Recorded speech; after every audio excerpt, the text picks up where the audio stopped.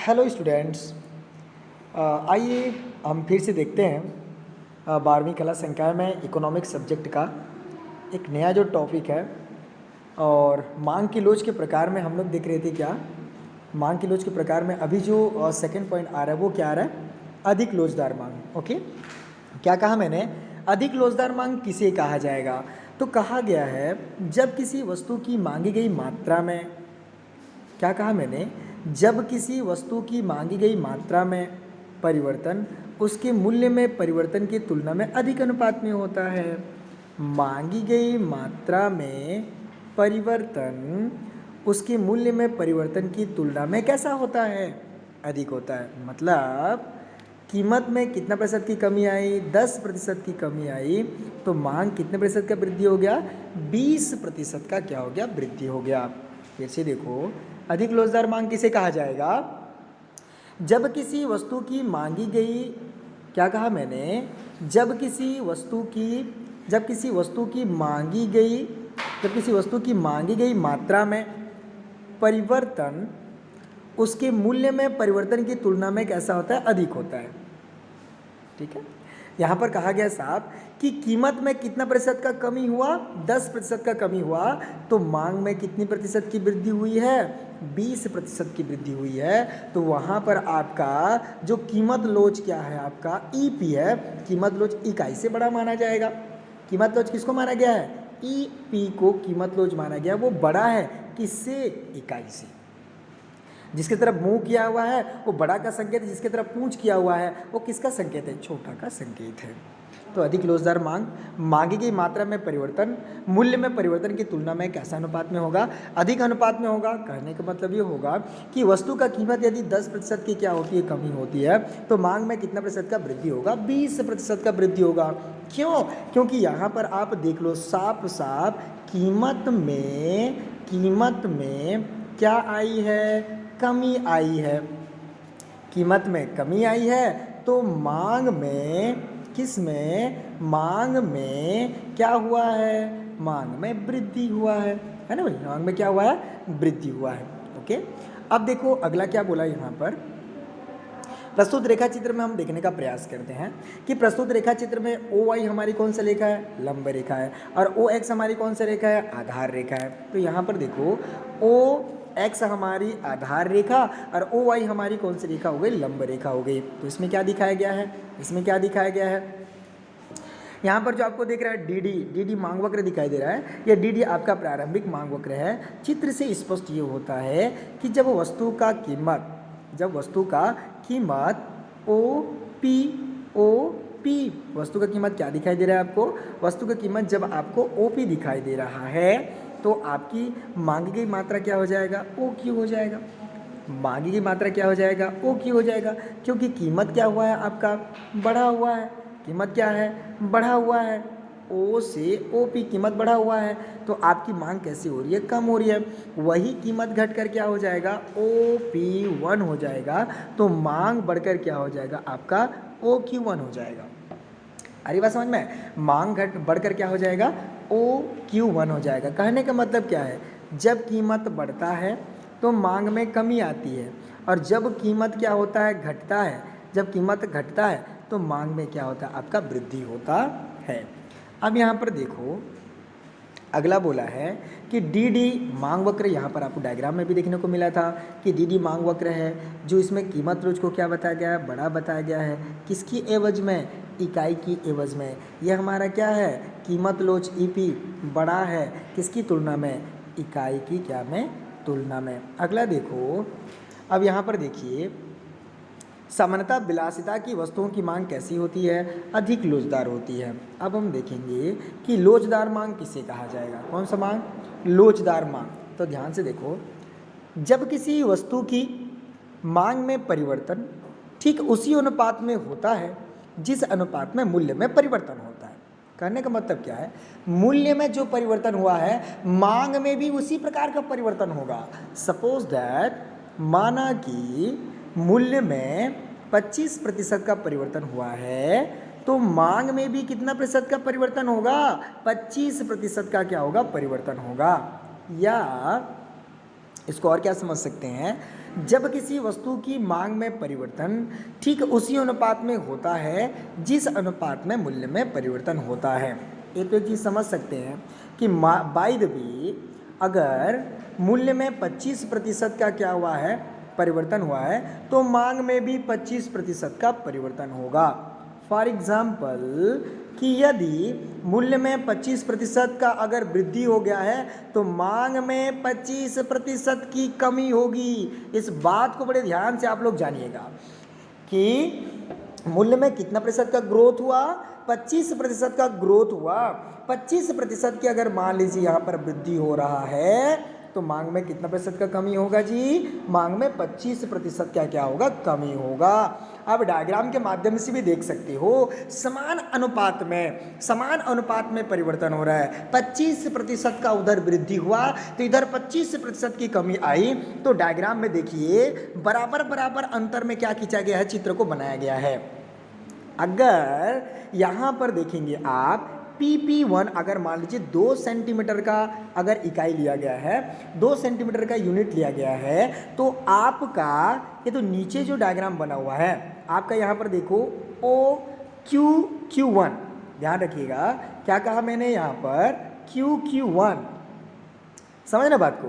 यहाँ पर QQ1 जो है ना, ये QQ1 भी कितना सेंटीमीटर का होगा, आपका 2 सेंटीमीटर का ही होगा, क्योंकि अगर PP1 2 सेंटीमीटर का है तो QQ1 भी कितना सेंटीमीटर का होगा, 2 सेंटीमीटर का होगा, है ना भाई। तो मैंने ये कहा था कि लोचदार मांग किसे कहेंगे सर, तो लोचदार मांग उसे कहा जाएगा कि मांग में जिस अनुपात में परिवर्तन हुआ है मूल्य में भी उसी अनुपात में क्या होगा, परिवर्तन होगा, या मूल्य में जिस अनुपात में परिवर्तन हुआ है मांग में भी उसी अनुपात में क्या होगा, परिवर्तन होगा, है ना भाई। तो 25% का वृद्धि हुआ तो इधर में 25% की मांग में क्या हो गई, कमी हो गई। यदि कीमत में 25% का, यदि कीमत में कितना का, 25% का वृद्धि हो रहा है तो मांग में 25% की क्या हो जाएगी, आपका कमी हो जाएगा। इसीलिए आपके कीमत लोच को EP बराबर 1 माना गया है, मतलब आपका कीमत लोच बराबर इकाई, कीमत लोच और इकाई दोनों आपस में कैसे हैं, बराबर हैं। EP बराबर क्या दिखाई दे रहा है आपको, 1 इकाई दिखाई दे रहा है, ठीक है। तो इसको बड़े ध्यान से आप लोग क्या करिएगा, देखिएगा। उसी को रेखा चित्र में यहाँ पर क्या किया गया है, स्पष्टीकरण किया गया है, जिसमें प्रस्तुत रेखा चित्र में OX को कौन सा रेखा माना गया, आधार रेखा, और OY को कौन सा रेखा माना गया, लंब रेखा। तो OX में किसको दिखाया गया है, वस्तु की मात्रा को, और OY में किसको दिखाया गया है, वस्तु की कीमत को दिखाया गया है, जिसमें आपका जो DD है, आपका जो क्या है, DD है, जिसको कहा जाता है डिमांड, है ना, जिसको क्या कहा जाता है बेटा, आपका डिमांड कहा जाता है। तो डिमांड को क्या कहा जाएगा, प्रारंभिक मांग वक्र कहा जाएगा, जो आपको चित्र में भली भांति स्पष्ट तरीके से क्या हो रहा है, दिखाई दे रहा है। तो स्पष्टीकरण अपनी तरीके से कर सकते हो, कोई जरूरी नहीं है कि पुस्तक में जैसा दिया है वैसा ही हमको स्पष्टीकरण करना है ना। अब अपने तरीके से कि आपने चित्र को कैसे बनाया, तो सबसे पहले OX मैंने आधार रेखा खींचा, जिसमें किसको बताया, वस्तु की मात्रा को बताया। उसके बाद आपने क्या किया, OY लंब रेखा खींचा, जिसमें किसको बताया, वस्तु की कीमत को बताया। DD हमारा कौन सा वक्र है, तो DD हमारा प्रारंभिक मांग वक्र है। जब कीमत हमारा क्या था, OP था, OP से OP1 से OP हो गया या OP से OP1 हो गया, तो वहाँ पर जो डिस्टेंस था वो कितने सेंटीमीटर का डिस्टेंस दिखाई दे रहा है, वो 2 सेंटीमीटर का डिस्टेंस दिखाई दे रहा है। फिर Q और Q1 भी कितने सेंटीमीटर का दिखाई दिया बेटा, आपको 2 सेंटीमीटर का क्या दे रहा है, डिस्टेंस दिखाई दे रहा है। इसलिए कीमत लोच को इकाई के बराबर माना गया है, कीमत लोच को किसके बराबर माना गया है, इकाई के बराबर माना गया है। अब हम अगला देखते हैं, कौन सा मांग दिखाई दे रहा है आपको, बेलोचदार मांग। कौन सा मांग कहा मैंने, बेलोचदार मांग। तो क्या है बेलोचदार मांग, ध्यान से देखिएगा। बेलोचदार मांग जिस अनुपात में मूल्य में परिवर्तन होता है, क्या कहा, जिस अनुपात में मूल्य में परिवर्तन होता है उसकी तुलना में वस्तु की मांग में कम परिवर्तन होता है। जिस रेशियो पर, जिस अनुपात में मूल्य में परिवर्तन होता है उसकी तुलना में वस्तु की मांग में कैसा परिवर्तन होता है? कम परिवर्तन होता है।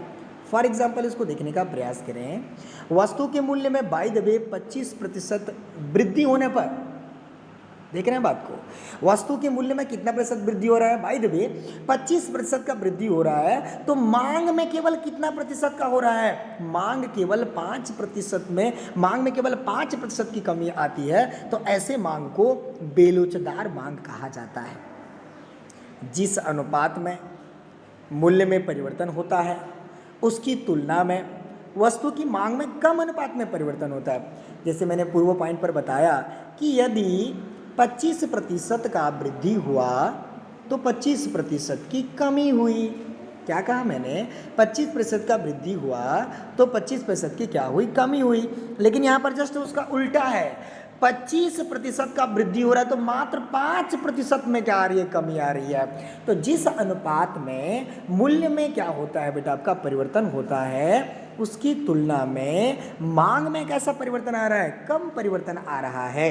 तो उसे क्या कहा गया है? मांग में बेलोचदार या लोचदार इकाई से कम माना गया है। तो इसमें कीमत लोच को क्या बताया गया? छोटा। किसकी एवज में? इकाई की एवज में कीमत लोच को क्या माना गया है? छोटा माना गया है। आइए रेखा चित्र के माध्यम से जानने का प्रयास करें। प्रस्तुत रेखा चित्र में ओ एक्स हमारी कौन सी रेखा है? आधार रेखा है। और ओ वाई हमारी कौन सी रेखा है? लंब रेखा है। आधार रेखा में किसको बताया गया है? वस्तु की मात्रा को। और लंब रेखा में किसको बताया गया है? वस्तु की कीमत को। तो कीमत में कितना प्रतिशत का परिवर्तन हुआ है?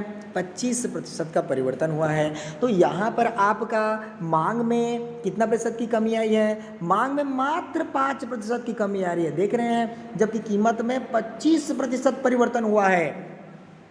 अगर सोचा जाए तो कीमत बढ़ा है, कीमत क्या है? बढ़ा है। तो मांग में क्या आना चाहिए? कमी आना चाहिए, लेकिन हुआ नहीं ऐसा हुआ नहीं। ऐसा क्या हुआ है? तो मांग में कीमत में 25% का वृद्धि हुआ तो मांग में केवल 5% की क्या आई है? देख रहे हैं, मात्र 5% की कमी आई हुई है। ठीक है, तो इसलिए प्रस्तुत रेखा चित्र में आप अपने हिसाब से उसको क्या करिएगा? स्पष्टीकरण कर दीजिएगा। ओ एक्स आधार रेखा है, ओ वाई लंब रेखा है, डी डी हमारा प्रारंभिक मांग वक्र है, ओ पी प्रति इकाई कीमत को बताता है, ओ पी होने पर ओ क्यू के बराबर हो जाएगा, और ओ पी वन होने पर क्या हो जाएगा? ओ क्यू वन के बराबर क्या आ जाएगा? आपका कमी आ जाएगा। स्पष्ट है कि मूल्य में परिवर्तन पी पी वन की, अगर पी पी वन का अगर दूरी देखो तो पी पी वन की दूरी की तुलना में क्यू क्यू वन का दूरी कैसा है? कम है। डिस्टेंस की मैंने बात कहा था इसके पहले ना। देखो यहाँ पर पी पी वन की दूरी कैसा दिखाई दे रहा है? मान लीजिए 2 सेंटीमीटर का अगर दूरी दिखाई दे रहा है तो क्यू क्यू वन की दूरी कितने सेंटीमीटर का दिखाई दे रहा है? मात्र 1 सेंटीमीटर का क्या हो रहा है? आपको दिखाई दे रहा है। आ रही बात समझ में? अब हम अगला देखते हैं। अगला हमारा क्या है? पूर्णतया बेलोचदार मांग। क्या कहा मैंने? पूर्णतया बेलोचदार मांग किसे कहेंगे? आइए थोड़ा सा इसको रीड करें। जब किसी वस्तु के मूल्य में बहुत अधिक परिवर्तन होने पर भी उसके मांग में कोई परिवर्तन नहीं होता। देख रहे हैं, जब किसी वस्तु के मूल्य में बहुत अधिक परिवर्तन हो गया, जो 25 था 30 हो गया, 35 हो गया, 40 हो गया, 50 हो गया, 60 हो गया, बहुत अधिक परिवर्तन हो गया, फिर भी उसके मांग में किसी प्रकार का परिवर्तन नहीं होता है। मांग होना ही होना है, मांग होना ही होना है। चाहे 20 में परिवर्तन हो, 30 में परिवर्तन हो, 40 में परिवर्तन हो, 50 में परिवर्तन हो, कोई मतलब नहीं है। आई डोंट नो, मैं नहीं जानता, कितना भी परिवर्तन क्यों ना हो, मेरे मांग में कोई भी प्रकार का परिवर्तन देखने को नहीं मिलेगा। देख रहे हो? इसलिए आधार रेखा के समानांतर क्या किया गया है? आधार रेखा के समानांतर रेखा खींचा गया है। लंब रेखा के समान आपके प्रारंभिक मांग वर्ग को खींचा गया है। ये देखो, लंब रेखा के समानांतर प्रारंभिक मांग वर्ग को खींचा गया है, और आधार रेखा के समानांतर मांग की मात्रा को, मांग रेखा को क्या किया गया है? खींचा गया है। मैंने कहा ना, वस्तु में आप बहुतायात क्यों ना परिवर्तन कर दें, बहुत अधिक परिवर्तन क्यों ना कर दें, 30% अरे करने दो, 40% कर देने दो, 50% कर देने दो, आई डोंट केयर, मुझे कोई मतलब नहीं है, मैं तो मांग करूंगा चाहे जितना का क्यों ना। अरे बात समझ में? इसलिए यहां पर आपका डायग्राम देखो तो डायग्राम एकदम सपाट बना है। ओ एक्स हमारी कौन सी रेखा? आधार रेखा। ओ वाई कौन सी रेखा? लंब रेखा। लंब रेखा के समानांतर एक और रेखा खींचा गया है जिसका नाम क्या है? डी डी प्रारंभिक मांग वक्र है। ओ एक्स के समानांतर कितना रेखा खींचा गया है? कितना रेखा खींचा गया है? P1C, PB और P2A समानांतर रेखा। ओ एक्स के समानांतर क्या किया गया है? रेखा को खींचा गया है। बच्चों, प्रस्तुत रेखा चित्र में ओ एक्स हमारी आधार रेखा जिसमें वस्तु की मात्रा को बताया गया है। ओ वाई हमारी लंब रेखा जिसमें वस्तु के किसको बताया गया है?